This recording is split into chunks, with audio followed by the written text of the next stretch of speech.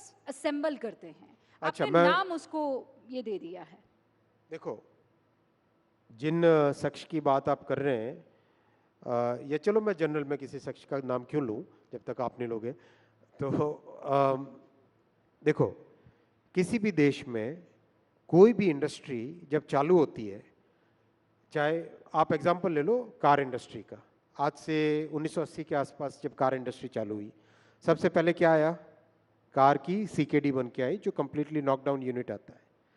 उसके बाद में क्या आया? SKD, semi knockdown unit. उसके बाद में क्या हुआ? कम से कम कुछ कंपोनेंट मैन्युफैक्चरर्स का इकोसिस्टम बना। उसके बाद में क्या आया? कई सारे कंपोनेंट इकोसिस्टम का मैन्युफैक्चरर बना, टीयर 1, टीयर 2, टीयर 3 वेंडर्स बने। उसके बाद में क्या आया कि एक्सपोर्ट होने चालू हुए। ये एक साइकिल है, हर इंडस्ट्री की एक लाइफ साइकिल होती है। अगर यही लाइफ साइकिल कांग्रेस की सरकारें अगर 1980 में करने लग जाती, 1970 में करने लग जाती, तो आज देश की कहां पे परिस्थितियां होती? कांग्रेस ने पहले 4 दशक भारत के वेस्ट किए, 4 डिकेड्स भारत के लॉस्ट डिकेड्स बने, क्योंकि कांग्रेस की ऐसी पॉलिसीज थी जिसमें मैन्युफैक्चरिंग को एकदम गला घोंट के रखा गया, ऐसा कानूनों का मकड़ जाल बना के रखा दिया जिसमें कि कोई इंसान मैन्युफैक्चरिंग कर न सके। बस मतलब ऐसी परिस्थितियां थी 1990 से पहले तक तो, कि अगर आप अपनी कार की डिजाइन का हैंडल का डिजाइन चेंज करना चाहोगे तो आपको भारत सरकार के किसी अधिकारी के पास आके परमिशन लेनी पड़ती थी। ऐसा मकड़ जाल बिछा के रखा हुआ था। उस मकड़ जाल से निकले तो आप ये कह और रहे हैं सिंप्लीफिकेशन हो रहे हैं। अब बेबी स्टेप्स जो है वो लिए जा रहे हैं। आज अपन ऐसी परिस्थितियों में है हाँ। जिसमें मैन्युफैक्चरिंग हब बनने के लिए जो फाउंडेशन चाहिए वो फाउंडेशन ले डाउन हो गई है। अगले 5 वर्षों में आप देखोगे, देखो मैं आपको एग्जांपल्स देता हूँ, नंबर्स देता हूँ। नंबर्स लेना जरूरी है क्योंकि डेटा के साथ बात करनी चाहिए, केवल आरोप लगाने से आरोप नहीं होना है, डेटा के साथ बात करनी चाहिए। Mobile manufacturing practically negligible number था 10 साल पहले, आज कितना है? $55 billion. Electronics manufacturing practically negligible number था, आज कितना है? पिछले साल का डेटा है $105 बिलियन, और कम से कम डबल डिजिट में ग्रोथ हो रही है इसकी। डिफेंस मैन्युफैक्चरिंग कुछ भी नहीं थी, आज $2 बिलियन का एक्सपोर्ट हो रहा है। टेलीकॉम मैन्युफैक्चरिंग सोच भी नहीं सकते थे, किसी इंडस्ट्री के वेटरन ने बोला, 35 साल का जिनका टेलीकॉम इंडस्ट्री का एक्सपीरियंस है, उन्होंने कहा सोच भी नहीं सकते थे कि टेलीकॉम मैन्युफैक्चरिंग भारत में होगी। आज $1 बिलियन का एक्सपोर्ट हो रहा है। अमेरिका, यूएस, यूरोप, सब जगह एक्सपोर्ट हो रहा है।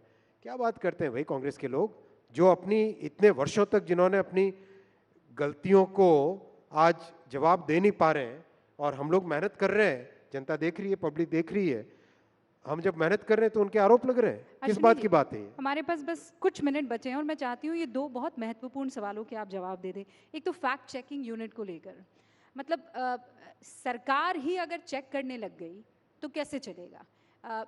आपके काम को सिटीजंस, अच्छा बताओ भाई, एक बात बताओ, हाँ। CNN TV 18 पे कुछ छपता है, उसकी जानकारी लेनी हो तो किससे पूछोगे? CNN TV 18 से पूछोगे कि नहीं पूछोगे? हाँ। बराबर है ना? बिल्कुल, बिल्कुल। आपके ऑर्गेनाइजेशन की जानकारी किससे पूछेंगे? आपसे ही पूछेंगे ना।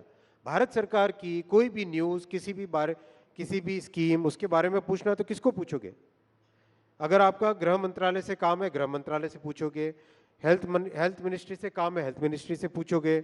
अगर आप कहोगे कि नहीं ये पावर मिनिस्ट्री से संबंधित प्रश्न है, पावर मिनिस्ट्री से पूछोगे। इतनी बेसिक कॉमन सेंस की बात है भाई।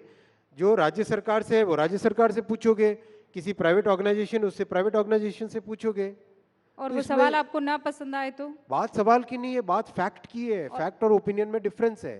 और वो फैक्ट्स अगर सरकार को ना पसंद आए, वो फैक्ट तो आप वेरीफाई कर सकते हो ना।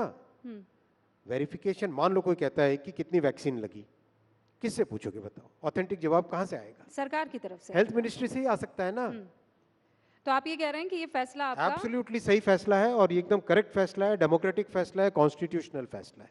बहुत बहुत शुक्रिया अश्विनी वैष्णव जी हमारे सारे सवालों का जवाब देने के लिए। धन्यवाद। हालांकि बहुत से सवाल थे और, लेकिन ये अश्विनी वैष्णव जी जो बता रहे थे अब तक क्या कामकाज हुआ है और किस गति से इनकी विकसित भारत की ट्रेन लगातार आगे बढ़ रही। बहुत बहुत शुक्रिया sir. Thank you so much, ladies and gentlemen. Let's have a huge round of